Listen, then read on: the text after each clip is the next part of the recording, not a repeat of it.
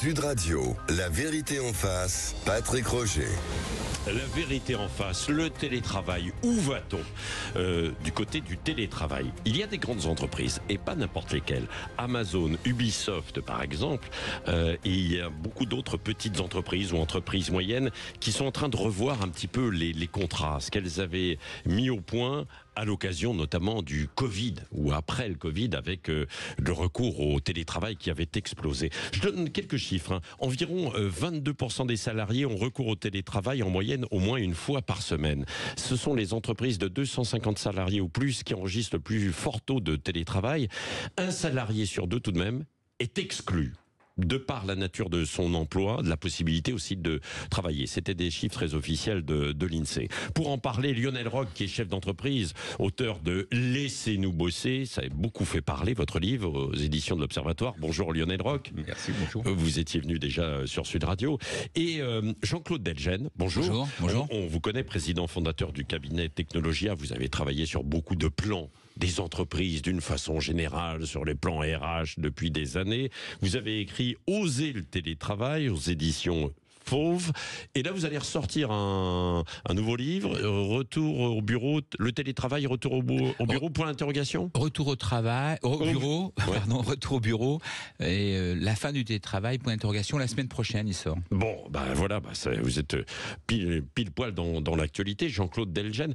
Lionel Roch, le télétravail, est-ce que ça a été une bonne chose, ou est-ce que pour les entreprises, c'est difficile en fait à ce point que justement il y a un retour en arrière pour certaines? Sur le télétravail, c'est le premier sujet sur lequel je suis intervenu en mai 2020, dès la sortie du premier confinement, puisque c'était la mode, et le télétravail c'était fantastique, et je m'étais permis de dire attention, je pense qu'il faut quand même pas s'emballer, et je pense qu'on s'était emballé.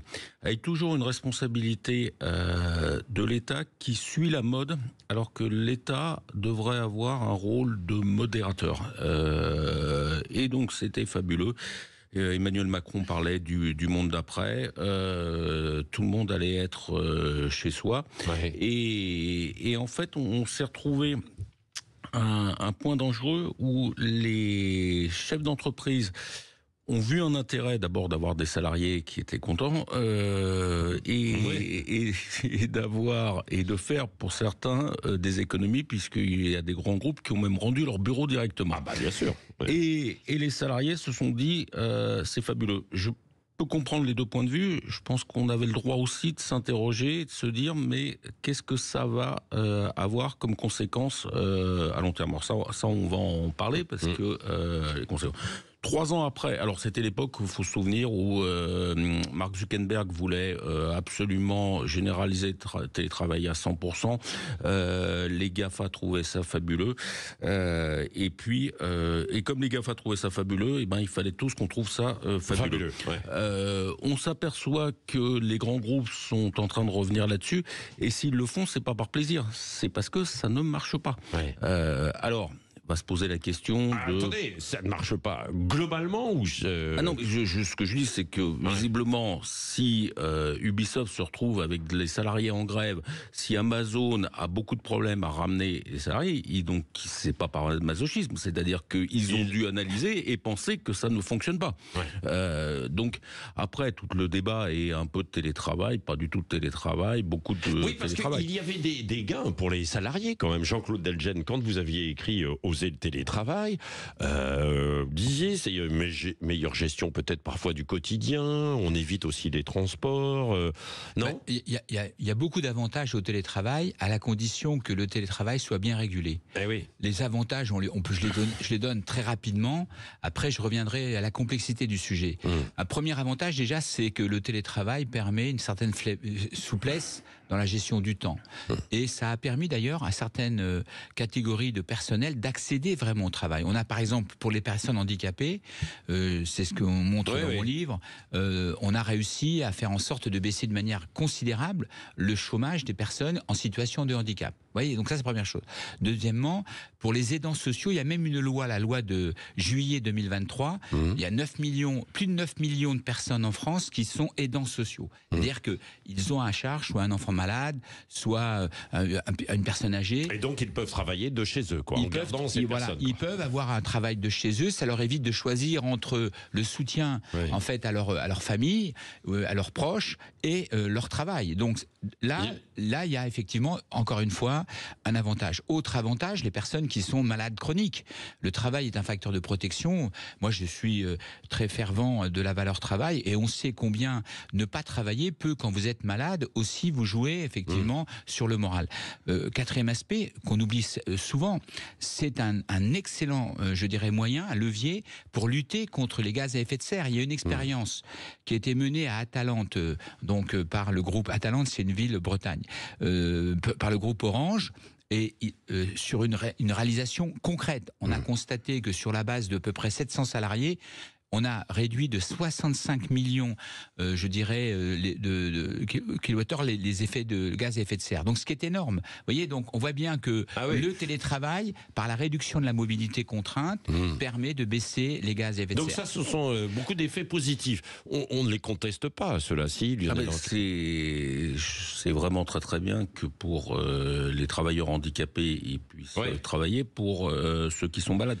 Vous savez, dans les PME, on faisait du télétravail avant le Covid, on n'appelait pas ça le télétravail, on appelait ça une bonne intelligence. C'est-à-dire que quand un salarié se disait « je me sens pas très bien, je vais bosser de la maison », évidemment que ça posait aucun problème. Maintenant, le télétravail, c'est une mauvaise réponse à un vrai problème.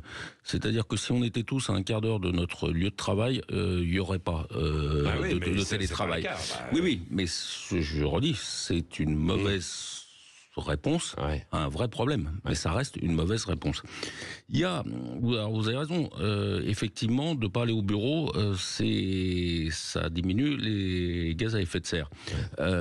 Sauf que tout est comme ça, c'est-à-dire si on consomme pas, si on reste enfermé chez soi, sauf qu'en même temps, il faut quand même nourrir les gens, donc la question va se poser assez rapidement. Il y a deux missions. Vous savez, on parle beaucoup des entreprises à mission, un espèce de terme un peu pompeux dans lequel on met plein de choses. Il y a deux missions que l'entreprise ne peut pas, selon moi, remplir avec le télétravail.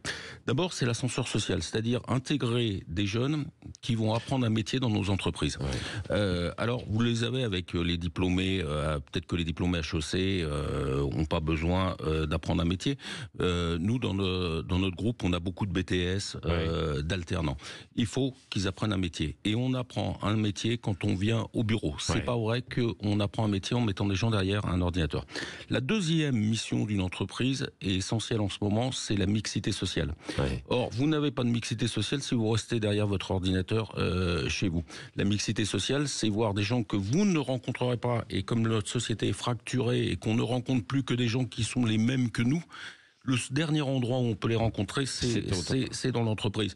Donc, il y a deux missions de l'entreprise. On parle souvent en fait d'économie sur le télétravail, surtout, c'est-à-dire est-ce que c'est rentable ou pas rentable, comme si le salarié était juste là pour délivrer en échange d'un salaire une prestation qu'il pourrait faire derrière son ordinateur ou pas.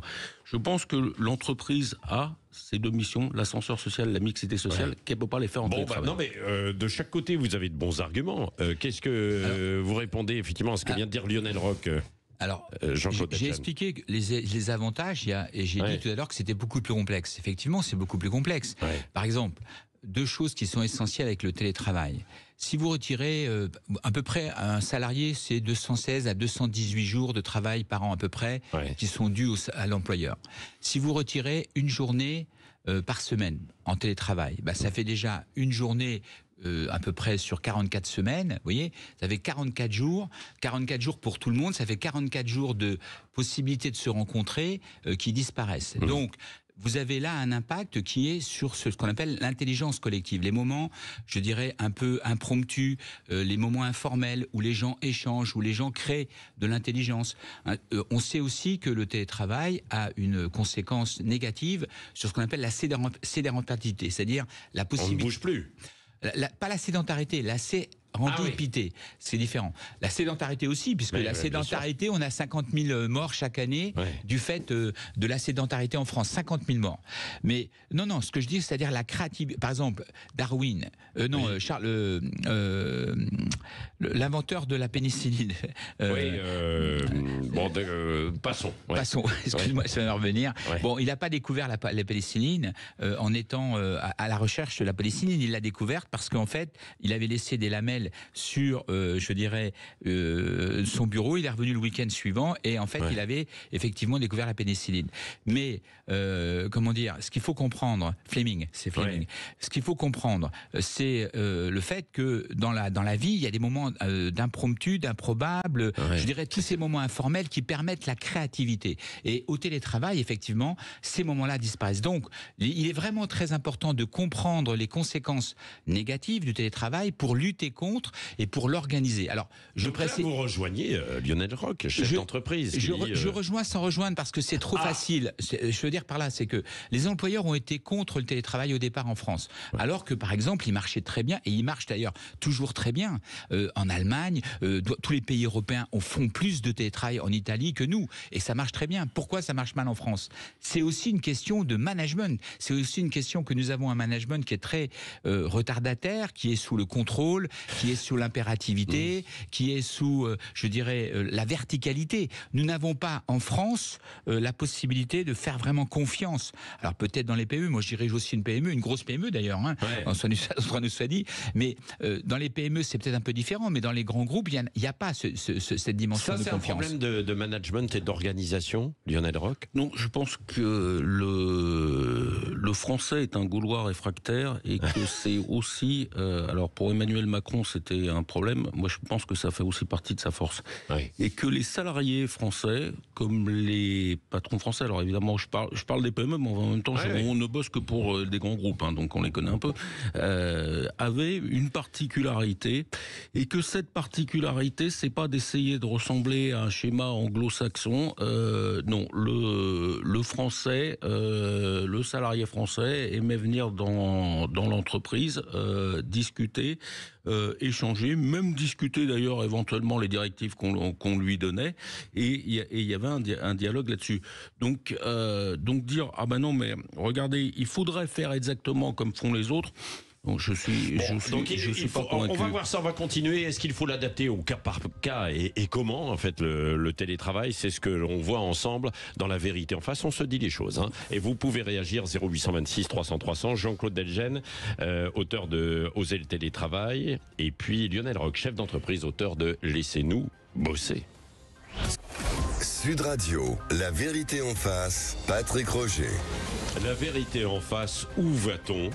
Du côté du télétravail. On ne sait pas où on va. Ça, c'est le mouvement qui a été lancé dans le sud de la France qui remplace On marche sur la tête. Je ne sais pas si vous l'avez vu.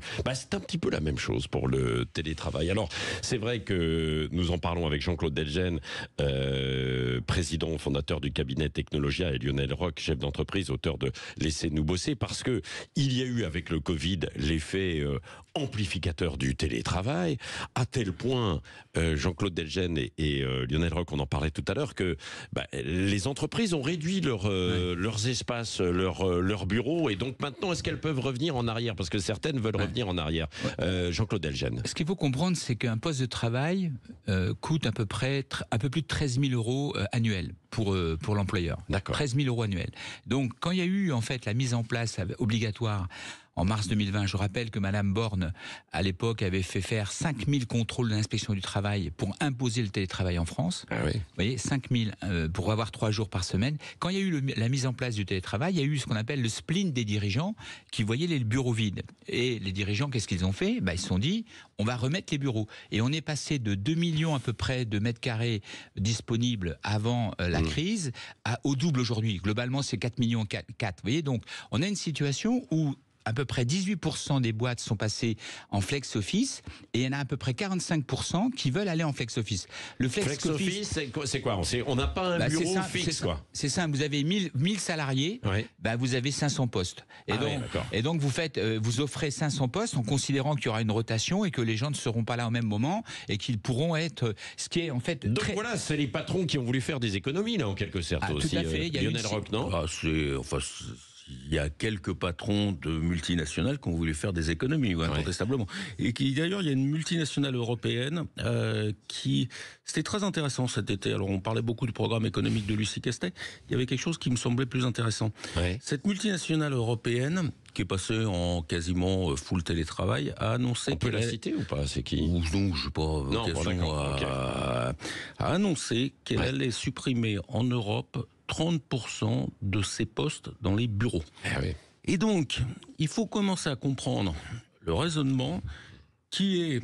On a le salarié en full télétravail ou quasiment full télétravail. On apprend à se passer en partie du salarié et après on va le supprimer. Ouais. Le tout au moment où arrive l'intelligence artificielle qui va réinventer un certain nombre de jobs, et je pense que les salariés ont intérêt à être au bureau au moment où vont se réinventer les jobs.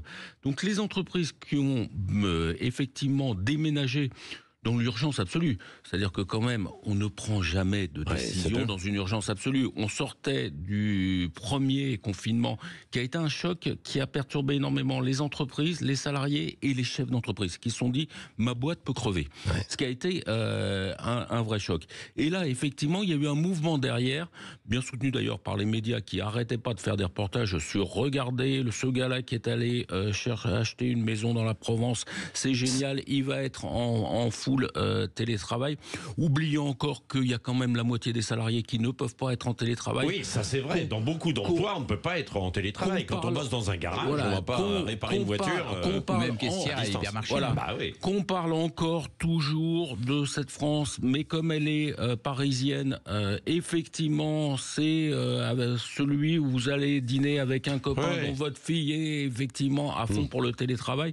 Et donc, je pense que d'ailleurs quand les salariés disent « ah mais moi jamais je retournerai au bureau », il faut mettre un peu de mesure là-dedans.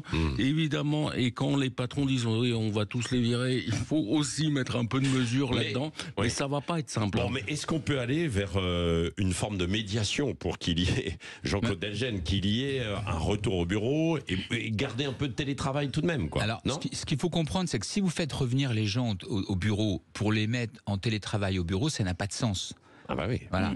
Donc parce que c'est souvent ça ce qui se passe. On oblige les gens à venir et ils sont en fait derrière leur écran comme s'ils étaient chez eux. Donc ça n'a pas de sens. Ce qu'il faut, c'est réenchanter le bureau. C'est là pour ça que j'ai écrit ce deuxième livre. Oui. Il faut réenchanter le bureau, réenchanter les espaces professionnels, revoir la relation au travail, favoriser la créativité collective et revoir en fait la manière de travailler pour favoriser cette intelligence collective. Mais est-ce qu'il faut en garder une part de télétravail? Parce que pour certains, Lionel Roch, vous le disiez, quand on habite à un quart d'heure de son boulot, ça va. Quand on est à 1h30 de transport, donc on multiplie par 2 matin et soir, ça fait 3 heures, quoi. Je pense qu'on est moins productif dans ces conditions parce qu'on est fatigué, quoi. Oui, les gens qui sont en grande région parisienne, qui sont très loin. Dans les grandes villes.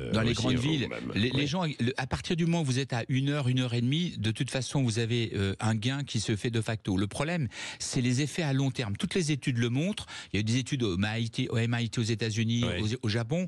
Lorsque vous êtes à plus de 3 à 4 jours par semaine en télétravail, vous avez une perte de 20 à 30% de productivité globale. Ce qui est énorme. Ah bon? C'est-à-dire, oui, c'est énorme. Parce que j'avais vu une étude de la DARES qui montrait que les cadres qui étaient en télétravail étaient plus productifs. Non, ça c'était au début. Ça c'est au début. C'était au début. Et après ça... Patrick, je vous invite à lire le livre qui va sortir parce que je redonne toutes ces études qui ont été faites, qui sont et qui montrent bien qu'il y a une perte de valeur ajoutée du fait du recul de l'intelligence collective. Parce qu'il faut voir la productivité collective, elle se mesure sur le moyen long terme, pas sur le court terme. Et puis la passion aussi et l'engagement. Alors le télétravail, les grands groupes feront ce qu'ils veulent et puis ils ont des syndicats, ils discuteront avec les syndicats, ils discuteront du retour et ils feront ça très bien. L'État aurait été bien inspiré de pas foncer là-dedans parce que effectivement une entreprise, il y a un chronomètre qui est simple, c'est que vous perdez de l'argent, vous gagnez de l'argent et donc après il y aura une réaction rapide. Sur l'État, ça passe pas comme ça. Sur les PME, ça me semble très dangereux parce que les salariés des PME En fait, c'est particulier d'être salarié de PME. Alors maintenant, on les paye au même niveau que les grandes entreprises. Mais enfin, vous n'avez pas tous les avantages en nature, vous n'avez pas, le comité d'entreprise, vous n'avez pas tout ça. Et pourquoi un salarié bosse en PME et aime bosser en PME? C'est parce qu'il a une proximité avec le centre de pouvoir. C'est-à-dire qu'il sait qu'il peut intervenir sur ce centre de pouvoir. Si on les met en télétravail full ou 3 jours ou 4 jours par semaine, on n'a plus ça. Et donc, il n'y a aucun intérêt à bosser dans une PME. Donc la PME... TPE, quoi. Hein, PME ou TPE, c'est-à-dire cette espèce de truc qui va de 5 à 25 ou à 50. Et donc, ça me paraît très important pour une PME. Et puis en plus, on se doit d'être extrêmement réactif et beaucoup plus réactif. Les grands groupes donnent le tempo. Bon. Nous, on doit aller vite. Bon, vous, grand spécialiste en fait du monde du travail, Jean-Claude Delgen, on s'oriente vers quoi alors? Le télétravail, c'est un peu comme l'amour. L'amour à distance, c'est tout à fait possible. Ça dépend effectivement la qualité relationnelle que vous avez. Vous voyez ce que je veux dire? Il faut trouver des moments de temps fort, trouver des moments où on peut échanger. Donc tout dépend. En fait, moi, je suis pour le télétravail à 1 ou 2 jours par semaine. Après, ça devient très compliqué à gérer. Sauf qu'il y a des inégalités parce qu'il y a des secteurs où on ne peut pas le faire. Absolument. Mais bien sûr. Dans des mairies, par exemple, il y a des maires qui ont dit pas de télétravail parce que les gens qui sont pour s'occuper de la voirie, etc., ils peuvent pas être en télétravail, quoi. Le vrai sujet, c'est le management. Comment on dirige tout ça? Et les managers en France ne sont absolument pas préparés au télétravail. Et ça, c'est le vrai sujet. Lionel Roch, votre conclusion, vous? J'ai une conclusion qui est que chacun fera au mieux. Mais en revanche, arrêtons de tirer des enseignements dans la seconde. Ça, c'est un des drames. Alors, c'est très à la mode de critiquer. Du moyen terme, quoi. C'est très à la mode de critiquer Emmanuel Macron, mais c'était un effet Startup Nation, c'est-à-dire qu'il fallait immédiatement décider des choses sur lesquelles on s'aperçoit que c'est plus complexe. Et c'est plus complexe. Et surtout, il va falloir habituer les jeunes générations, parce que pour certaines, elles sont venues avec le télétravail et elles exigeaient avant même de découvrir le travail et tout, combien de jours de télétravail. En sachant que c'est pour ces jeunes-là que moi, mes seniors, ceux qui sont là depuis 30 ans, ils pourraient tout à fait bosser de chez eux. En fait, ils viennent au bureau pour s'occuper des jeunes. Et il y a des jeunes qui nous disent combien j'ai de jours de télétravail. Bon, en général, ils comprennent en m'écoutant un peu que c'est pas la bonne idée. Bon, merci beaucoup Jean-Claude Delgen, président fondateur du cabinet Technologia. Vous avez écrit Oser le télétravail et vous avez un nouveau livre qui va sortir dans quelques jours, Retour au bureau. Télétravail, point d'interrogation. Ouais, tout à fait. C'est ça. Et Lionel Roch, laissez-nous bosser. Et on vous entendra de nouveau probablement dans les jours qui viennent pour parler aussi des entreprises avec le budget 2025. Dans un instant, c'est Valérie Expert, Gilles Gansman, bien sûr. Et puis ce midi, André Berkoff et tous les programmes de la journée. Bien entendu. À demain matin.